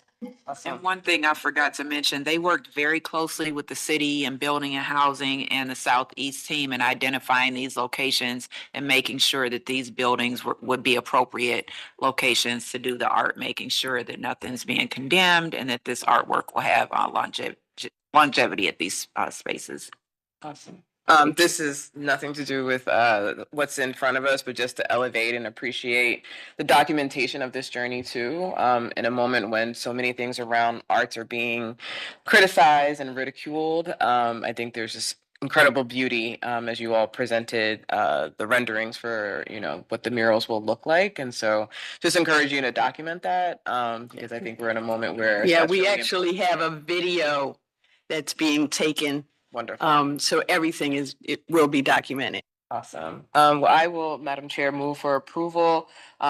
Unless indicated by Tara, we are comfortable with proceeding for this project to proceed. However, if necessary, obviously we welcome you all back. This is matter EC 2025-010 in part 216 murals. I second. Motion, I second, so this is for final approval. And this will also help you get done, since August is a very aggressive date for all this My to be done. goodness, yes. So you have to go back to local, just so you know, Yes, from we the do. design Yes. and the community. And unless there are any issues, then the director can sign off quickly on the permit so you can go. Okay, thank you. Call the roll. Anthony? Yes. Fluker? Curry? Yes. McCray Scott? Sergeant? Slife? Yes.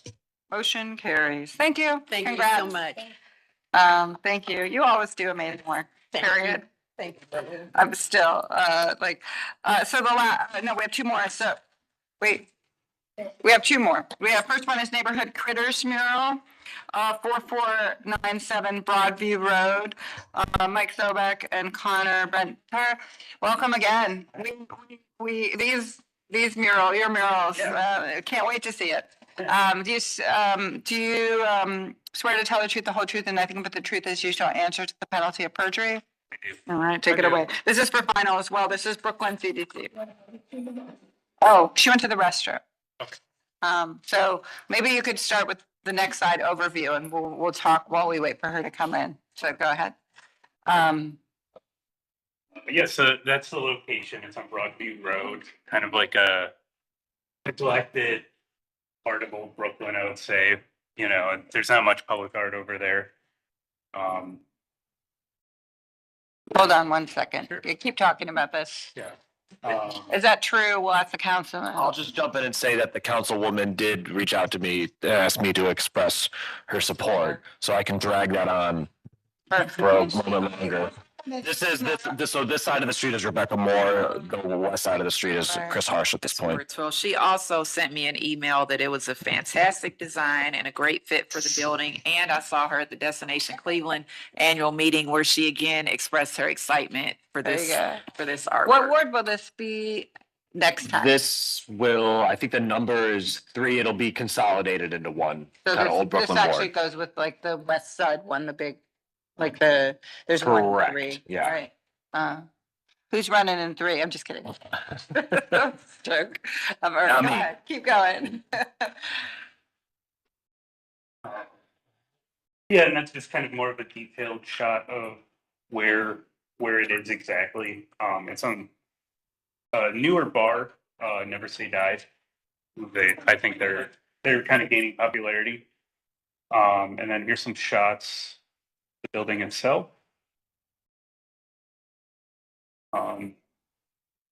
Yeah, I think I have a couple more just contextual that, kind of see where it is. There's not usually that many cars in the lot. I just happen to go by it at a weird time.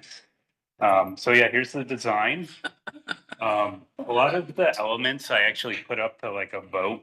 So like people in the community could vote on like, yeah, and like the items too and the flowers. So there was like community input on the stuff, and then I kind of designed it around that. And I think I just have another shot of what it looks like on the building. So yeah, that's kind of like the idea. And I think it'll be really cool from like when you're driving down, when you kind of come and see it from like a car, it'll look really cool. And then obviously on foot, it'll look great too. Why these food choices? They're actually items served at the bar. So it kind of like, it's very light advertisement for the bar, but yeah, I think, hamburger, hot dogs are never going to go out of style. And, yeah, it just iced tea. Could be a mixed drink, but yeah.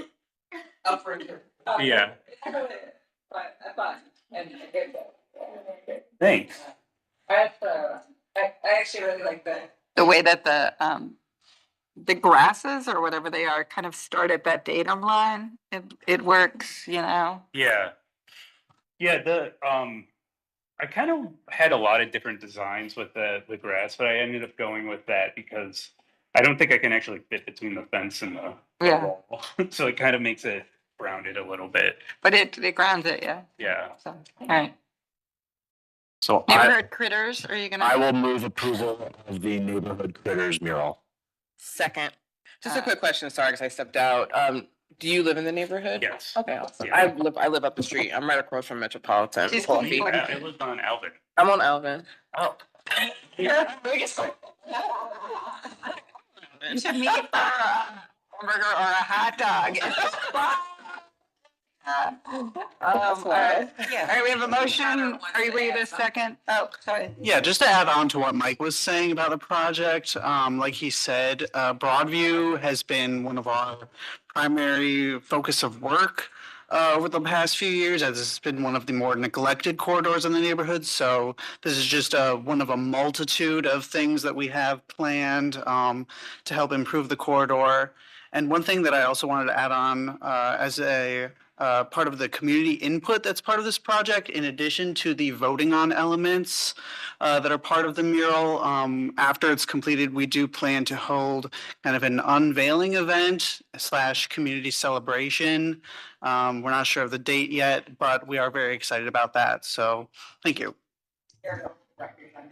And I appreciate that they left some of the brick exposed, because a lot of times people frown on painting unpainted brick, but I think you can execute it in a way that makes it fun and engaging. Okay, I think the motion was the first.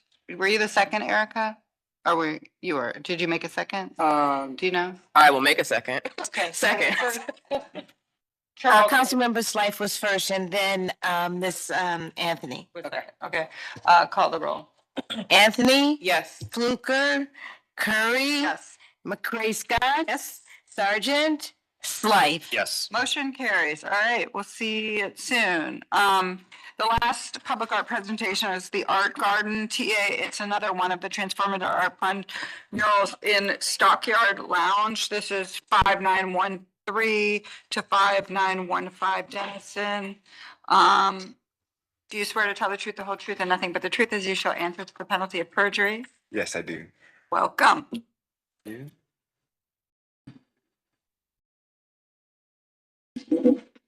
Hello, my name is Ariel Verhez, and I am the lead artist for Black Brain Group, and we're one of the awardees for the Transformative Arts Fund.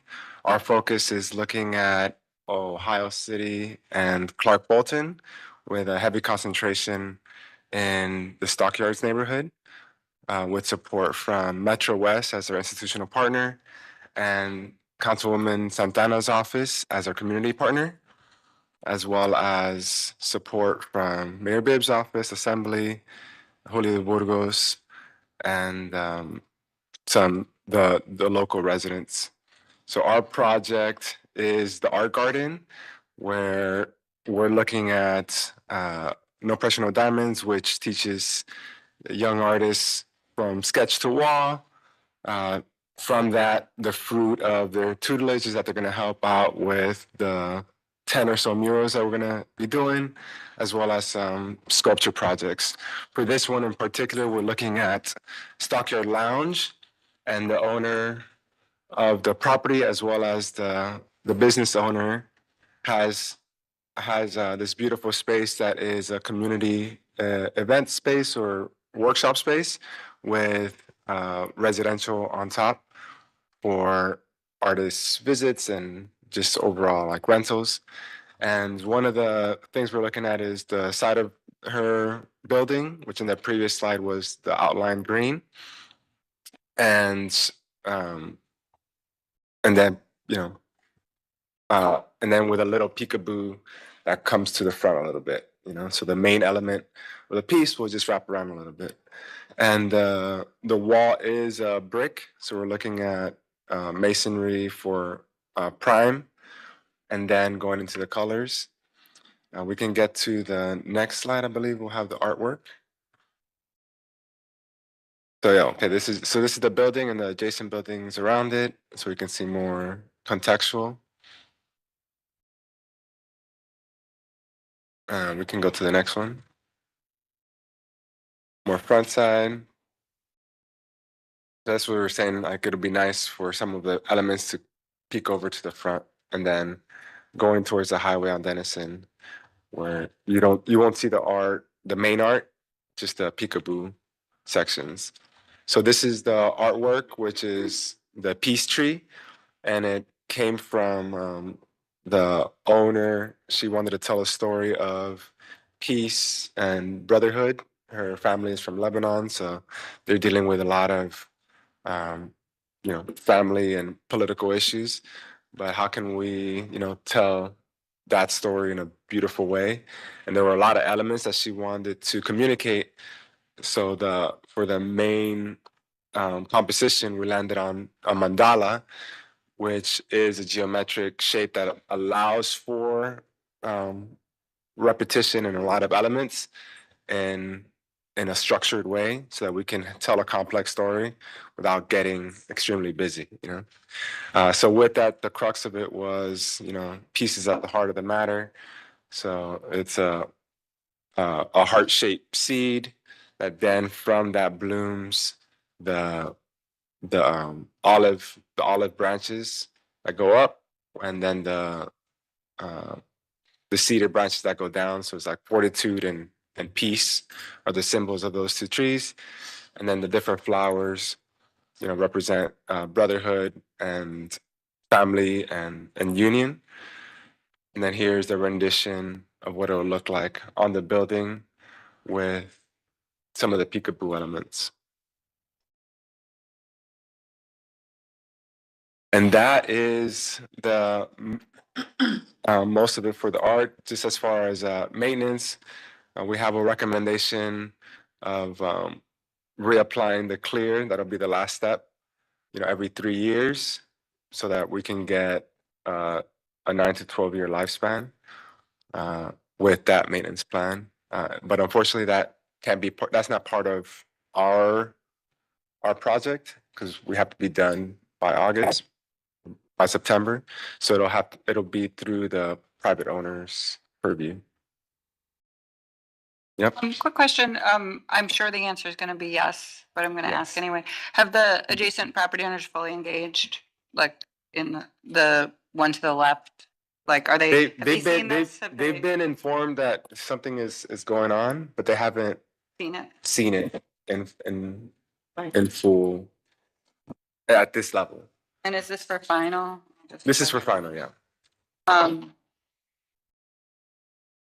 Do you know who the property owners are? And you've been in. We know the property owner the owner knows both property owners. The right one, she said he's a little more difficult to get in touch with. Are they owner occupied, do you know? I think they're both owner occupied.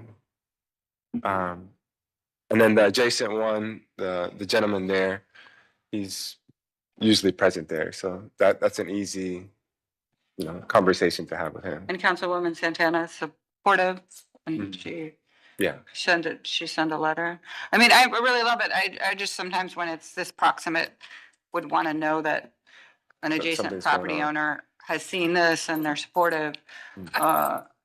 And I'm sure the councilwoman, maybe you could check, just from that perspective, and we might be able to approve it with that condition, but,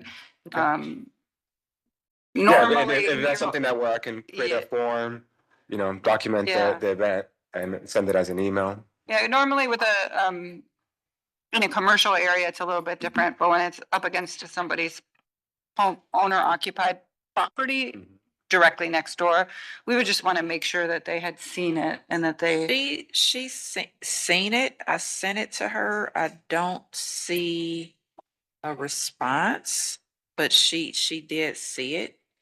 Okay. I'm just doing a quick search. I don't see a response. I'm happy to approve it with that condition, and then it doesn't have to come back unless there's an issue with the neighbor or the council, if that's okay. Like, That's does that fine. make sense? Yeah. Because it's so proximate to a residential neighbor. But I'll leave it up to my colleagues. So I will move approval of the garden mural at Stockyard Lounge, with the understanding that there's going to be some outreach to the adjacent homeowner. I sent it to her on April 16th. Motion and a second, and that means that unless there's an issue, you don't have to come back, but if there is, she can't sign off until you confirm that, right? Okay? Yeah. I'll call the I'll roll. reach out again. Because I saw she read the email. She may have just forgotten to respond. To the neighbor. Anthony, Yes. Fluker, Curry, Yes. McCray Scott, Sergeant, Slife. Yes. Motion carries. Congratulations. Thank you. Thank you. I know there's more coming on that. area for you guys too. All right, we have 3 mandatory referrals. Sure. Which one, where is that? It's the number 3? Yeah. Okay, we're gonna start on page 14 with mandatory referral. This is establishing, it's 504-2025, establishing a moratorium on the issuance of use permits and building permits, certificates of occupancy, sign permits, tobacco retail sales licenses, and other licenses for the permit applications for smoke shops. So this is a moratorium on smoke shops. So, and before we jump in, let's go ahead and hear it because there's some confusion. So there's obviously been a number of pieces of legislation that have come through on a similar topic. Council members, including myself, are trying to we're exploring the option of a moratorium so that we are able to front load some of this a little sooner. There's a little bit of back and forth on whether this is a value add or if the way that the legislation evolved kind of takes care of this already. But in the absence of a finite answer, let's hear this so that if the answer is this has value, we don't have to bring it back in 2 weeks. So. I don't understand. I'll let they probably can as well. But I that was really for them because there was an outstanding question of if this should just be tabled or if this should be heard. So let's hear it just as a backstop. Should you like me to start? Oh, yeah, I suppose there might be slides. Yes. Thank you to the Planning Commission. Happy to be back with you today. Great news on April 14th, the legislation that you all heard in late March was passed and signed into law on April 16th by Mayor Bibb. That includes 188 and 189, which we heard here specifically regarding zoning restrictions on smoke shops, and 189, which referred to window advertisements. We also had legislation 186, which just updated our city language on tobacco 21 to match the state law because the city had passed tobacco 21 a few years before the state. And then tobacco retail licensing 187, which goes into effect in October 2025, 180 days after legislation was passed into law, which allows or mandates that all tobacco retailers, including smoke shops, will need to purchase a license from the health department, which would subject them to biannual inspections and complaint-based on top of that. Next slide. Let's move it. Okay, oh, right, we knew that, okay. And so then this legislation before you, 504-2025, establishes a moratorium on the issuance of use permits and building permits, certificates of occupancy, sign permits, tobacco retail sales licenses, and other licenses or permits to establish smoke shops from the point that the legislation is passed until 180 days later. With the intent being that a lot of smoke shops were hearing in the news about what was coming and they all applied for permits at the same time. And so a moratorium would temporarily pause that until the full force of the existing legislation was passed. I can just answer any questions about that. And it's really since we started this conversation since January 1st, we have received over 100 applications to establish smoke shops in the city of Cleveland with the announcement of that this legislation was coming. And so what this legislation will do will stop the Department of Building and Housing from issuing actual occupancy permits as well as any sign permits that has to do with smoke shops. And that allows a couple of things. That allows for the tobacco retail license program to get into place so that they have the means and mechanisms to enforce and inspect. But then also it allows for these smoke shops that are showing signs such as like dispensary and false advertising. It gives me time to work with the law department and the litigation part of the law department to figure out how we're going to handle that or how they're going to handle that and how to enforce that, whether that's implementing the business code or whether that's implementing state codes. So that's really the purpose of this legislation. However, applications that came in prior to April 14th, we're still processing. They're still in the process. The Building and Housing Department just would not be able to issue occupancy permits or sign permits until the moratorium is lifted.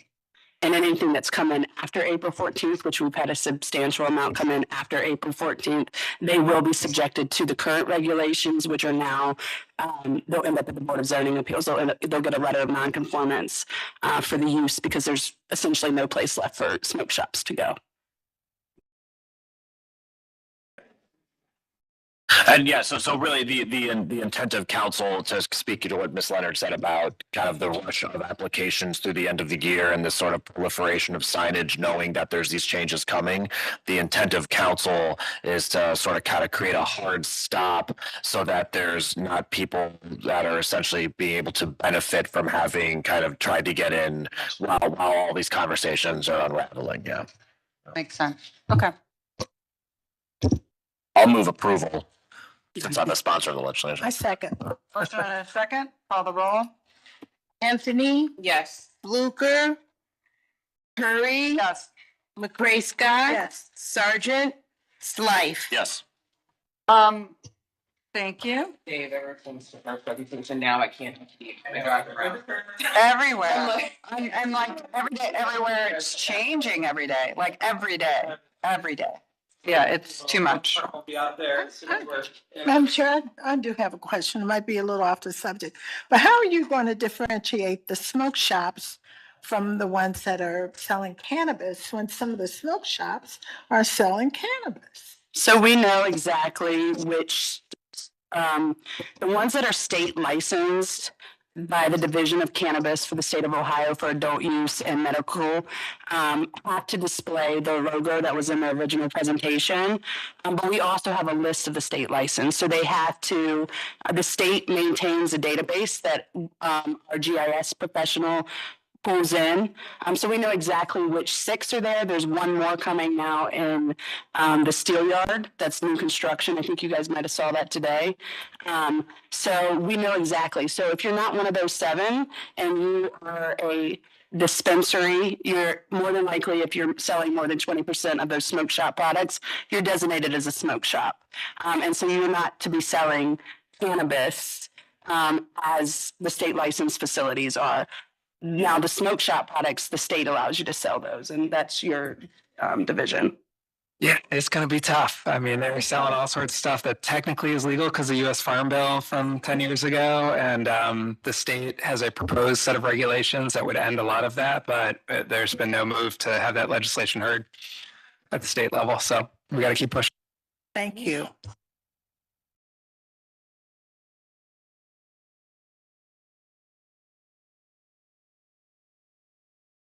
Referral ordinance number 4962025.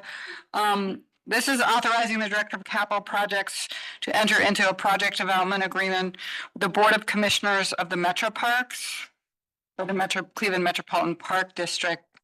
And this is for the design, construction, and use of 4 trail projects within the city of Cleveland to grant consent to the Metro Parks. Just for my benefit, do you know what the 4 projects are, just to make sure the Cleveland Foundation isn't funding any of them? Sure, Madam Chair. They are the Morgana Run Extension, Morgana Booth Avenue Extension, the Opportunity Corridor Connector, the Slavic Village Downtown Connector North, and the Euclid Creek Greenway Extension. Okay, I'm safe. Yes. Thank you. All right. Good morning, Madam Chair, Commissioners, and staff. I'm really excited to be here today. Bill and I have been working on the RAISE projects for feels like forever, and before that, Director Mersman was involved as well. This is a project that has many partners in it. So we have the logos up there: City Council, the City of Cleveland, City of Euclid as well, and we've had a lot of support from Slavic Village Development and New Point as well. You can advance. And I should say, my name is Sarah Meyer. I'm with the Cleveland Metro Parks Principal Planner there. So our project areas, we're calling this the RAISE projects. We have 2 grants that we received. One is for planning, one is for construction. But all of these trail projects, the 4 that I previously mentioned, were born out of the Cuyahoga Greenways plan. So that is a 50-year vision of different levels of trails and greenways throughout the entire county. And going through that, some were listed as critical gaps or regional connectors or key supporting routes.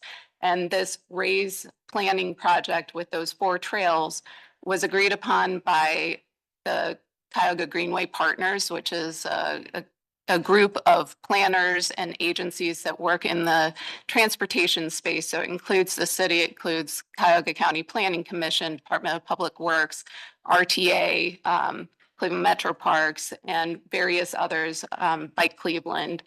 And so everyone agreed a few years ago to put forward a slate of projects to the RAISE discretionary grant program. So it's rebuilding American infrastructure with sustainability and equity. It was prior known as the Tiger program, the Build program, then RAISE, and now it's back to Build. So that's one that is better utilizing infrastructure to leverage development. So we have these 4 projects that the Greenway Partners all collectively said, let's put forward into an application. Some of these were things that had been talked about in plans back from 2010. City of Cleveland, Transportation for Livable Communities Initiative, planning studies, and various others. You can advance. And this just shows a little bit of a map here. So on the left-hand side of the river, you can see the towpath trail connections and the Tiger-funded trails. So that was a project the Cleveland Metro Parks was awarded back in 2016. We built over 4 miles of new trails, including the Wendy Park Bridge. So that one was 5 projects rolled into one using the same grant program or the precedent grant program.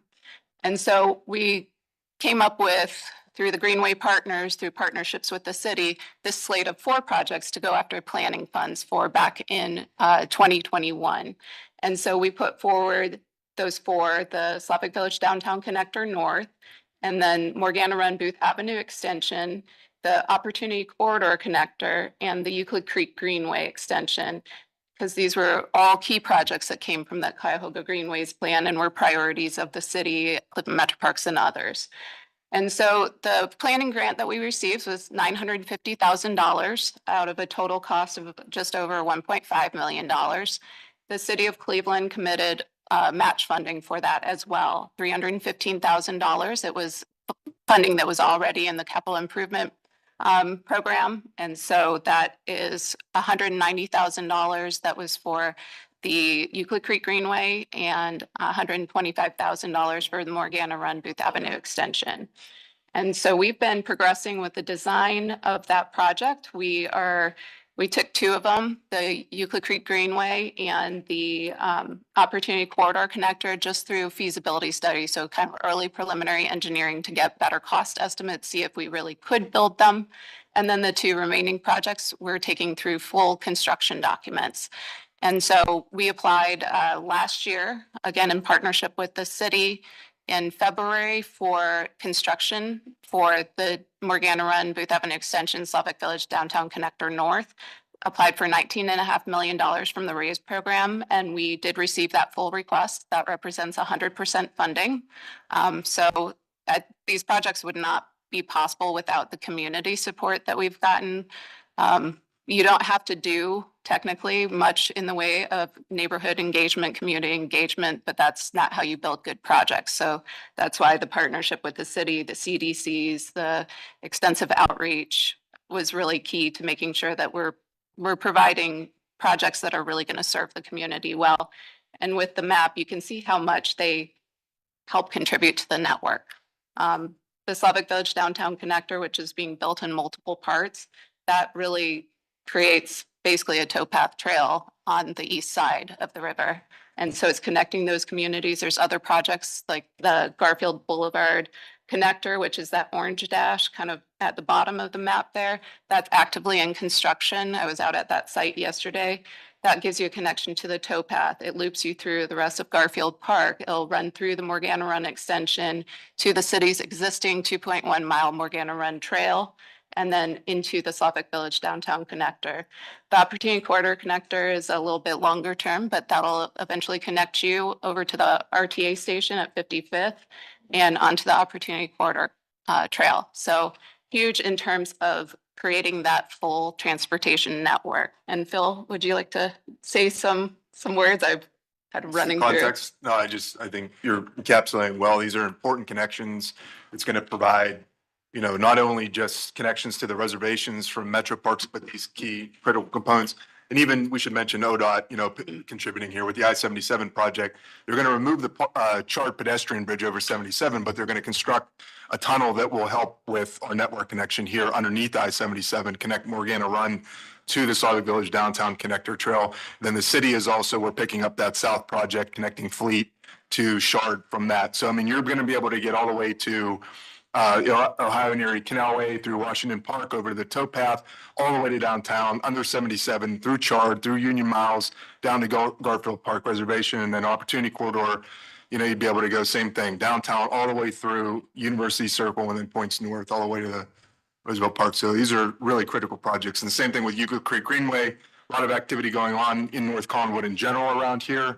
The county's also doing a project between Euclid Beach, connecting to East 156. So then this trail picks up on the marina on the other side, bringing you all the way down to Euclid Creek. Did a lot of engagement on this, as Sarah mentioned. We've done bike rides with residents and with working with the CDCs, working with every council person on this. And these were preferred routes that through, a lot of vetting, we got down to this point. So pretty excited. Troy. Okay, next slide. Oh, I'm sorry. Go ahead. Well, I'm sorry if I missed this. Is the Metro Parks taking over maintenance of the Morgana Run of the existing? Not of the existing Okay. Morgana Run Trail, just of the ones that we're building. through Okay. Ray's The project. existing one sucks. Like, it's in really, really bad shape. That's bad. It's pretty bad shape. So just Yeah, there's some root and for the record. things. We need to do some capital repairs Yeah. for sure. We're doing it on Treadway as well, and that Okay. is part of the same idea with towpath. And just some of the evaluation criteria that we took out to the public and stakeholders of what were the key goals of all those trails. So there's that push-pull. We're in constrained areas with these trails. They were designed on corridors where everything would pretty much be built within the public right-of-way or on city, Cleveland Metro Parks, ODOT properties. So there was a lot of feedback on lighting. There was a lot of feedback on visibility. And then also wanting to have more of a greenway experience. So we've built that into the projects, and where we could, we pulled aside more space. And that's where some of like the city of Cleveland parcels are really helpful. And I'll just run through that very quickly. But this is just kind of the criteria that we went through as we were vetting things with the public. We did a lot of surveys, even going door to door, hand delivering flyers about public meetings. So we're very confident in the approach and the end product that we're going to be delivering. I think we're pretty good. If you want to just run through the rest of the slides and give us some sense, since this is just a mandatory referral, it's not a design review case. So, Just go ahead. trail, 10-foot trail, kind of a standard trail. You could advance.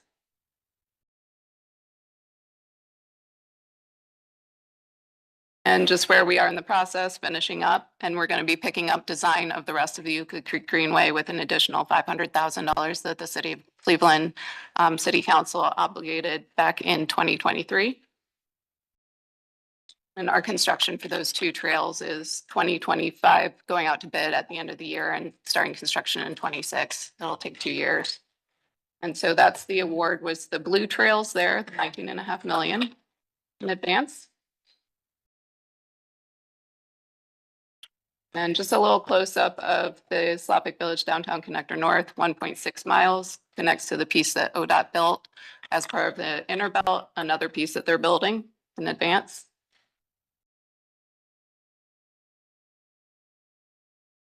And then just a kind of existing conditions along Broadway. This is sort of nearby where the post office is on Orange. You can advance.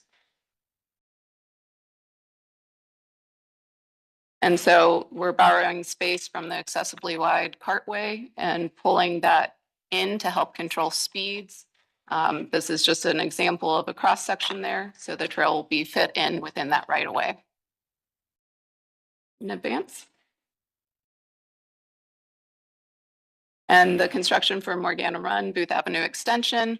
We are going from the end of Morgana Run Trail, and this is about 0.9 miles going down underneath the Booth Avenue tunnel, going through the tunnel underneath the railroad, going down Booth Avenue and going down East 91st Street to Miles Park, connecting to a small piece of trail along Broadway that the city put in, and then connecting into Millstream Run, Mill Creek Falls of Garfield Park Reservation. And we're working closely with ODOT and railroads on this too for modifications to bridges, same with Slavic Village in advance.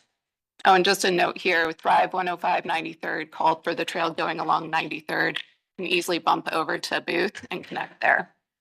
And this is one of those things we're trying to turn things into more of a greenway where we can. Booth Avenue, this is existing condition there. It's a one-way parts of it, two-way on parts of it. Okay, in advance. And then the small portion of Booth Avenue will be closed to traffic. This has gone through and fire and police have agreed to it. It'll be used for trail and more green space in that neighborhood. Okay, you can advance. And so follow-on projects, the additional design outside of the RAISE grant for the Euclid Creek Greenway. We've constructed, Cleveland Metro Parks has constructed 2 prior phases that opened in November of 23. That phase 3, the kind of fuchsia color, will be built next year. And that we have funding from federal and from state sources for that. And the blue phase we'll have to find additional funding for. Okay, you can advance. And that opportunity corridor connector, that one we have a lot of negotiation with the railroad still, but engineering wise, they've more or less approved it. They don't see any issues. It's with their real estate department now, trying to get an acquisition. So that one, again, need construction funding, additional design funding, but that one's a little bit more of a long term.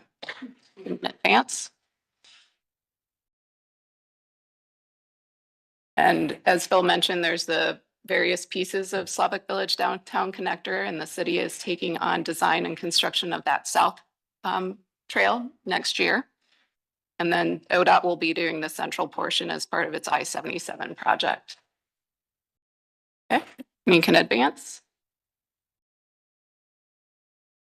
So the project development agreement is just outlining the roles and responsibilities. We had the same type of agreement for the towpath trail, for the East 9th to East 55th, the Mandel Community Trail.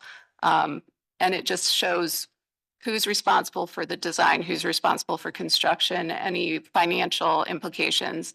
And the big thing is that Cleveland Metro Parks is taking on the construction, any cost overages that might happen as part of the project, and also the long-term maintenance of the trail. It's an initial 20-year term with 5-year extending terms for a total of 100 years. So we have a long-term commitment to maintaining this trail or these 2 trails. And so that's what's progressing through council right now and why we're before you today. And just if you have any interest in looking at more, we've got some more information on the website, including a link to the dedicated RAISE project website. Thank you. Thank you very much. Commission members? Madam Chair, just a quick question. The RAISE grant that Metro Parks received last year, has that been dispersed? And do you all, just kind of what the status of the funding? So that RAISE grant is one of the ones that's held up in Washington right now. We've been checking in with our grant manager at Federal Highway Administration pretty regularly, but we do not have the funding. It is a reimbursement-based project, but they're doing their review. The 90-day technical review of grants has passed. That should have been a few days ago. So we are watching things closely and are hopeful. And we've been just keeping going forward because that's what we need to do. Thank you. But my only comment is, especially on like the longer portion connecting into downtown, and I've said this about other trails, like to explore if there's opportunities for parking trailheads. It's great to have a connection from point A to point B, but for a lot of people that are using it for recreation or have their own mobility issues, being able to come and park and enjoy it is part of what brings people to it. And I think that if that's not provided, you can end up with a long trail that's not used to the capacity we'd prefer. Unlike the towpath where there is parking and that helps bring people in as sort of a regional asset too. And there are throughout the projects, there are at the ends parking, but we don't have the space in the middle of the projects. We've looked at a couple other opportunities, but it's not part of the scope of this project. Madam Chair, I'd like to make a motion to approve the project development agreement with the Board of Park Commissioners of the Cleveland Metro Parks. I'll second. Motion and second, call the roll. Anthony, Yes. Fluker, Curry, Yes. McCray Scott, Yes. Sergeant, Slife. Yes. Motion carries. Thank you very much. Can't wait to see. Hopefully, we'll keep our fingers crossed. The last mandatory referral is page 13. This is 4982025, authorizing the mayor and the commissioner of purchases and supplies to sell certain city-owned property no longer needed in the vicinity of I-90 at the East 9th Street Carnegie Interchange. One more, you can go.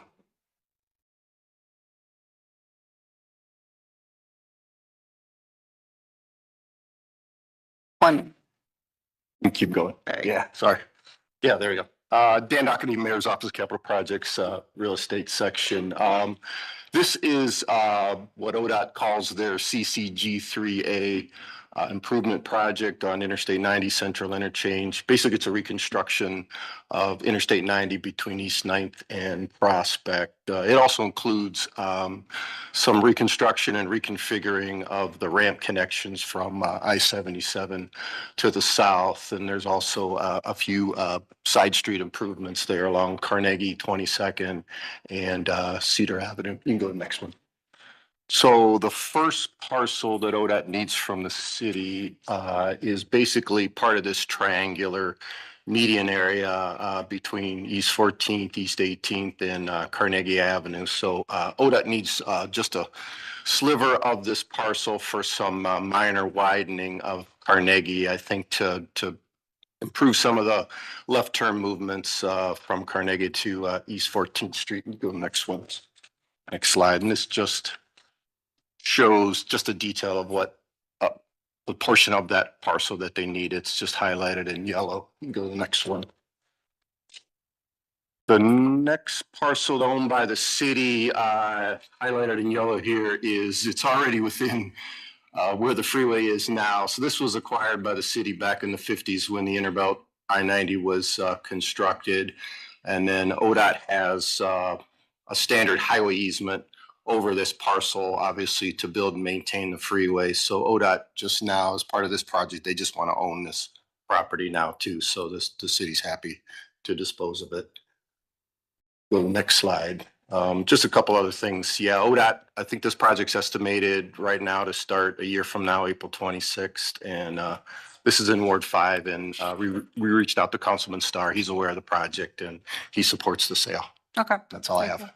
Any questions? Madam Chair, I make a motion to approve ordinance number 498, 2025. Second. Motion and second, call the roll. Anthony, Yes. Fluker, Curry, Yes. McCray Scott, Yes. Sergeant, Slife. No, Motion I continue carried. to oppose this project and I won't enable it.